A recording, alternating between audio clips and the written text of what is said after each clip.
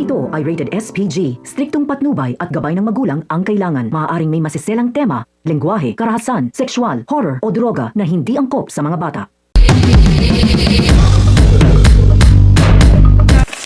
Isang mapagpalang araw mga kapamilya ang mga dapat nating abangan sa Coco Martin Sigabo. Sa gitna ng isang matinding ambush, napunta sa malaking panganib si Samantha matapos siyang pagtulong-tulungan ng mga tauhan ng Zapra. Kailangan niyang makahanap ng paraan para makatakas dahil hindi siya basta palalampasin nitong si Lucas Zafra. Habang pilit na inililigtas ni Sam ang sarili, ibang problema naman ang kinakaharap ni Isabel. Buong araw siyang naghihintay ng balita mula sa anak, pero mula umaga hanggang gabi ay wala siyang natanggap na tawag o update. Dahil hindi ito karaniwang ginagawa ni Samantha, lalo siyang nabahala. Hindi niya na kinaya ang paghihintay kaya kinausap niya si Max at hiniling na alamin kung nasaan ang kanyang kapatid. Hindi rin nagtagal ay dumating na ang balitang matagal ng kinatatakutan ni Sobel. Nalaman niyang kabilang si Samantha sa mga taong nasangkot sa isang shooting incident.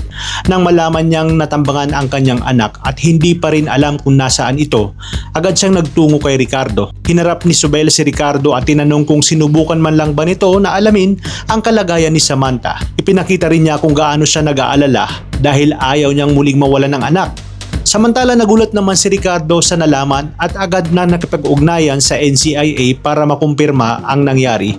Sa pakikipag-usap niya kay Delgado na kumpirma niya na naganap ang shooting incident at si Samantha ang naging target ng mga sindikato. Agad namang kumilos ang mga kasamahan ni Sam upang hanapin siya. Pinuntahan nila ang lugar kung saan nangyari ang insidente at sinuri ang paligid pero wala silang natagpo ang bakas nitong si Samantha. Habang patuloy ang paghahanap, alam ni Ricardo kung sino ang posibleng nasa likod ng pag-atake. Dahil dito personal niyang pinuntahan si Mariano para harapin ang kanyang anak. Ngunit mariing sinabi ni Mariano na wala siyang alam sa kinaroroonan ni Samantha at wala rin siyang mabibigay na impormasyon tungkol sa sinasabi ni Ricardo. Hindi nagustuhan ni Ricardo ang mga sagot nito. Binalaan niya si Mariano na kapag may nangyaring masama kay Samantha, tuluyan niyang tatanggalin ang lahat ng negosyong konektado sa mga Zapra sa buong Maynila. Ipinakita rin ni Ricardo na handa niyang putulin ang ugnayan niya sa kanilang mga grupo. Dito na lalo pang kinabahan ng asawa ni Mariano dahil alam nitong seryoso si Ricardo kapag nagbanta.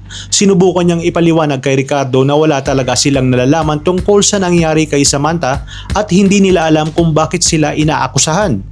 Ngunit sa puntong iyon, nanatiling matindi ang banta ni Ricardo habang patuloy namang hinahanap ang nawawalang si Samantha. Sa kabilang banda, magkakamalay na si Samantha at agad niyang masasampal si Gabo dahil inakala niyang may masama itong balak sa kanya.